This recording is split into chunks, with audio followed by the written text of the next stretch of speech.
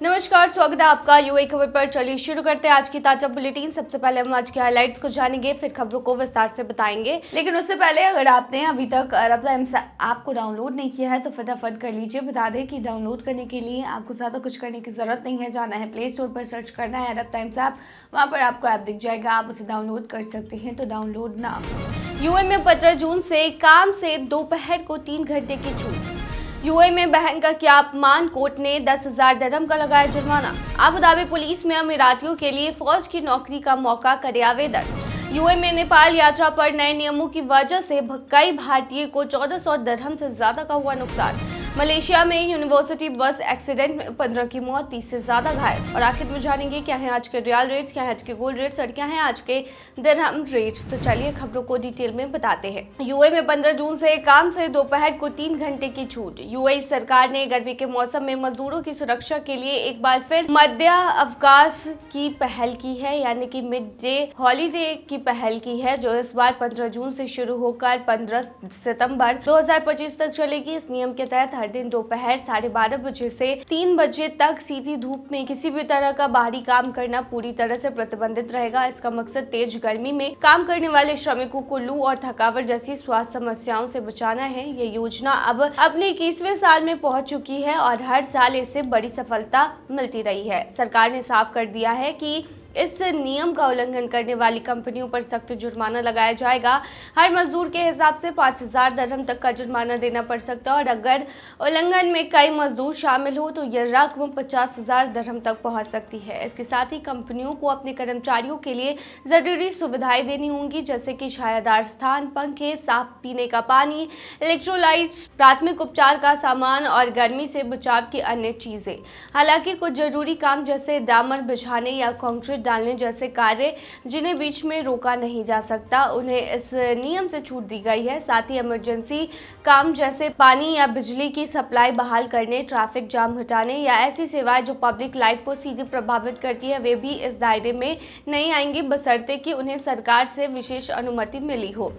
UAE में बहन का किया अपमान, कोर्ट ने 10,000 दिरहम का लगाया जुर्माना। यूएई के अल एन की एक महिला को अपनी ही बहन को अपशब्द कहने और उसकी बेइज्जती करने के मामले में 10,000 दिरहम का हर्जाना देने का आदेश मिला है। कोर्ट ने माना है कि महिला के शब्दों से उनकी बहन की इज्जत और मानसिक स्थिति को नुकसान पहुंचा। ये मामला तब सामने आया जब एक महिला ने अपनी बहन के खिलाफ 60,000 दिरहम का केस किया। उसका कहना था कि उसकी बहन ने उसे गाली दी और अपमानजनक भाषा का इस्तेमाल किया। इससे पहले इस केस में एक आपराधिक अदालत ने आरोपी को दोषी करार दे दिया था। इसके बाद आरोपी ने सिविल कोर्ट में अपील कर केस खारिज करने की मांग की थी, लेकिन कोर्ट ने कहा कि चूंकि पहले ही सजा दी जा चुकी है तो अब इसे दोबारा इस पर विचार नहीं किया जा सकता। सिविल कोर्ट की जिम्मेदारी सिर्फ नुकसान का मुआवजा तय करना है।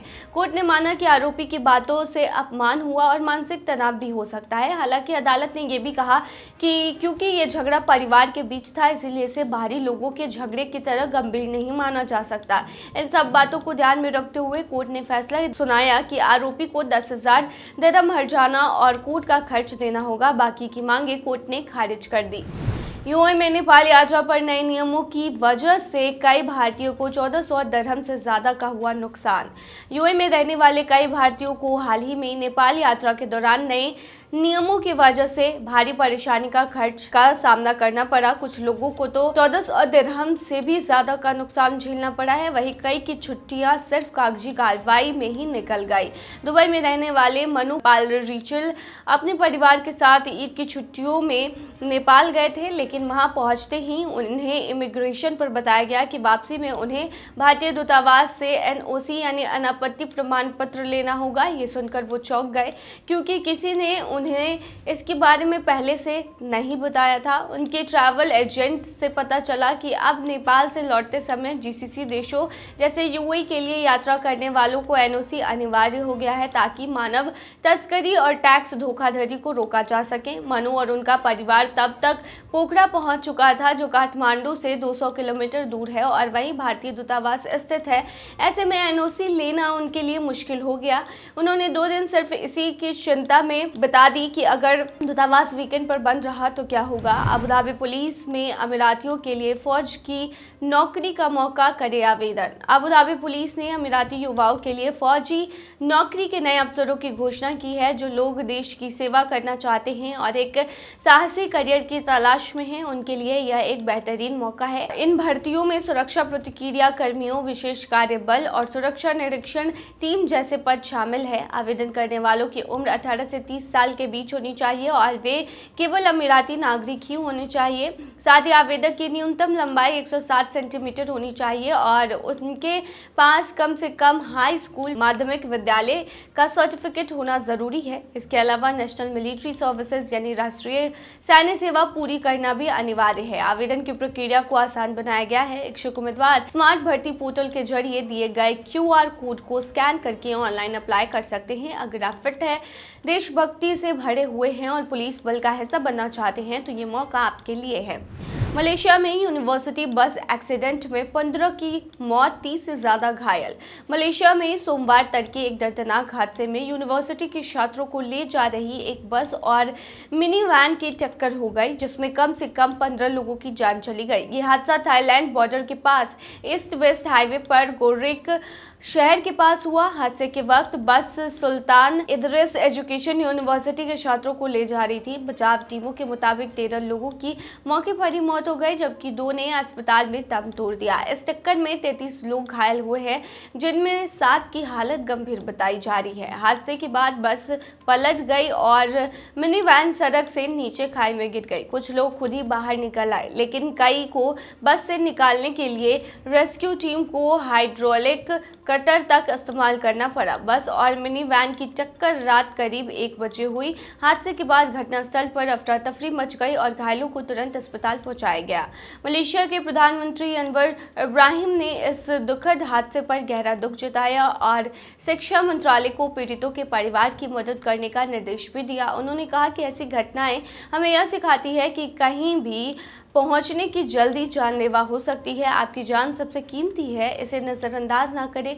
उन्होंने अपनी फेसबुक पोस्ट में भी इसे लिखा। गौरतलब है कि मलेशिया में रोड एक्सीडेंट काफ़ी आम है। एक रिपोर्ट के मुताबिक हर 2 घंटे में एक व्यक्ति सड़क हादसे में जान गंवा देता है, खासकर ईस्ट वेस्ट हाईवे जो मलेशिया के दोनों तटों को जोड़ता है। जानवरों और वाहनों के टकराव के कारण काफ़ी बदनाम है। चलिए अब आखिर में बताते हैं क्या है आज के रियल रेट्स, क्या आज के गोल्ड रेट्स, क्या आज के दिरहम रेट। शुरू करेंगे रियल रेट से। आज एक सऊदी रियाल में 22.83 रुपये है, जो कि पिछले दिन 22.89 रुपया था। वहीं आज एक सऊदी रियाल में 37.34 नेपाली रुपीस थे, जो कि पिछले दिन 37.30 नेपाली रुपीस थे। वहीं आज एक सऊदी रियाल में 33.33 बांग्लादेशी टका है, जो कि पिछले दिन 33.27 बांग्लादेशी टका था। वहीं आज एक सऊदी रियाल में 76.83 पाकिस्तानी करेंसी है, जो कि पिछले दिन 76.83 पाकिस्तानी करेंसी थी। वहीं आज एक सऊदी रियाल में 23.35 भूटानी करेंसी है, जो कि पिछले दिन 23.31 भूटानी करेंसी थी।